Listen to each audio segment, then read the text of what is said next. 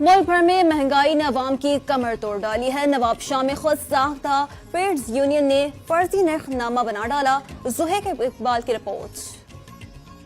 नवाबशाह में बढ़ती हुई महंगाई को रोकने के लिए जिले इंतजामिया की जानिब से ठंडे कमरों में बैठकर बड़े बड़े दावे किए जाते हैं, लेकिन अगर बात की जाए सिंसियरिटी और संजीदगी की तो रमजानुल मुबारक के हवाले से कीमतों के तयन करने के लिए बुलाए जाने वाले इजलास में न तो डिप्टी कमिश्नर शहीद बेनज़ीराबाद अबरार अहमद जाफर और न ही किसी एडिशनल डिप्टी कमिश्नर ने इस इजलास में शिरकत की।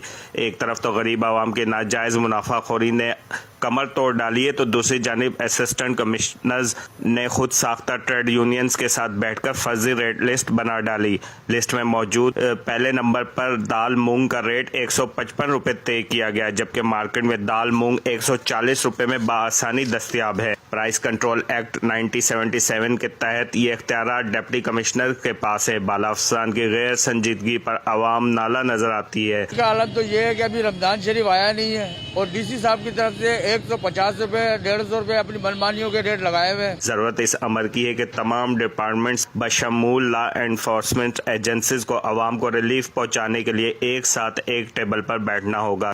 कैमरामैन जमाल मलिक के साथ ज़ुहैब इकबाल, जी न्यूज़, नवाबशाह। और लुकाट फेस्टिवल आखिर है क्या?